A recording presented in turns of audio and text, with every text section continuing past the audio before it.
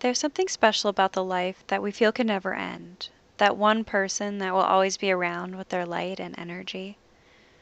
Before I begin, I'd like to give a special thanks to the 4 people that helped me with this piece: Lawrence, Shanna, Chris, and Lindsay.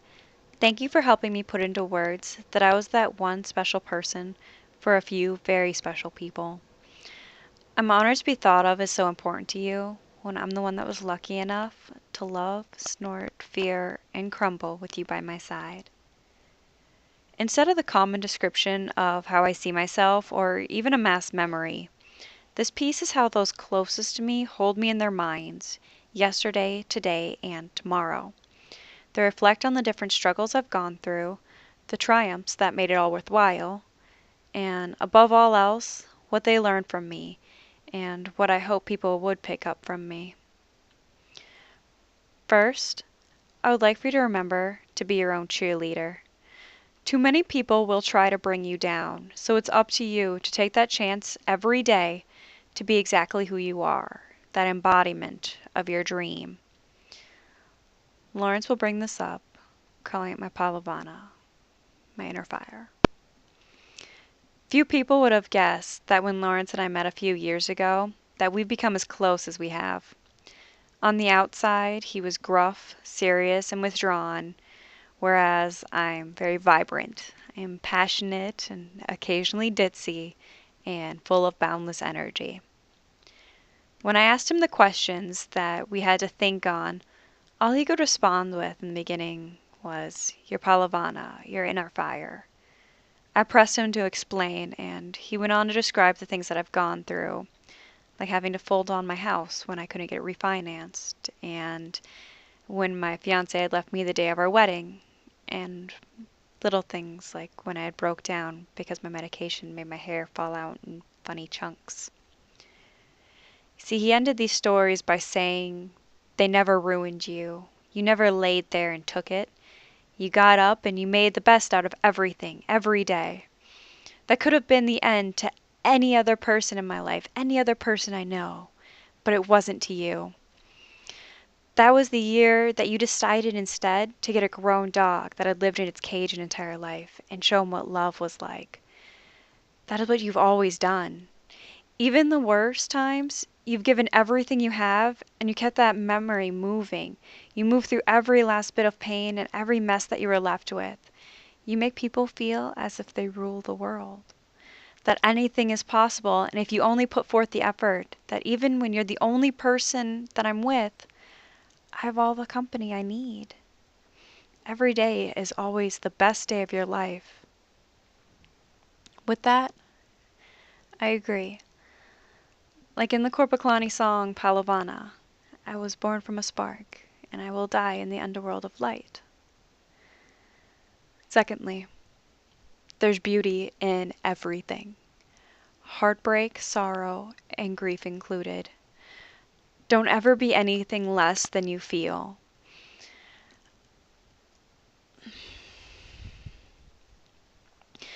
I've always been a bit preoccupied with feelings, and as I never really do anything halfway, I feel very deeply every emotion that comes to me. Pouring yourself out can leave you feeling ragged at first, but that emptiness will end up lifting you. It'll carry you higher. I used to feel such joy when my friend Lindsay would come visit me at work. I mean, sometimes I would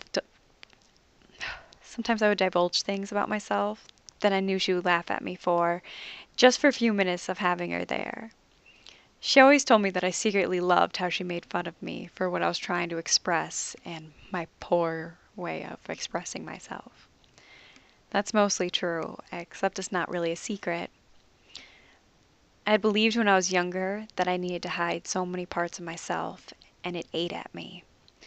I even had a book by Ron Luce that my mom had got me. It was called Guard Your Heart.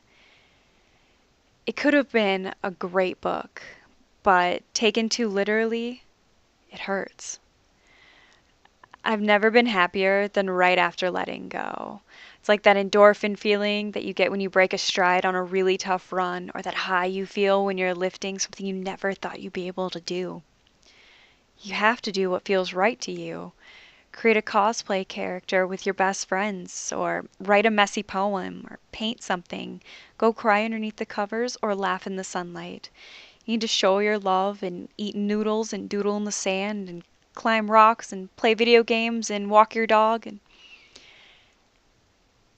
anything so long as you're indulging in something that lets you be exactly who and what you are. You have to live every moment. You have to express your light before something comes along and puts that damper down. Lastly, please never underestimate what you mean to another person.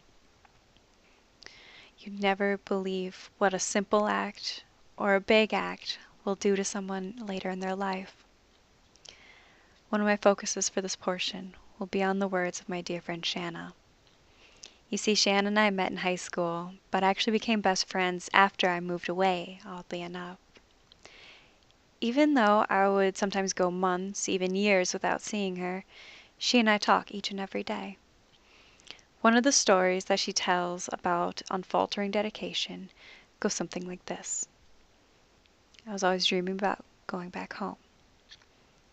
One of the trips that I'd taken back to Oklahoma, I've been talking to Shanna about her birthday party. She had invited me, but like I said, I was out of town. I was out of state, moreover. She was worried that not many people would be there. It seemed to bother her, and that bothered me. I kept thinking, well, who wouldn't go to my Shanna's party? So, not worrying about the other traveling plans until much later, I told my brother about it, and he drove me from Oklahoma City, Oklahoma, to Chilton, Wisconsin for her grad party. She looked very surprised, and we talked and laughed and did our lame dances to great music, and we hugged and hugged and hugged. Even though this was years ago and it was just a few hours in our whole life, she always brings it up to me. She always uses it as an example that I've never let her down. She makes me think about the things that I've done for other people when I start feeling as if I'm not worth enough. It's because of this I'll never let her or anyone in my life forget how important they are.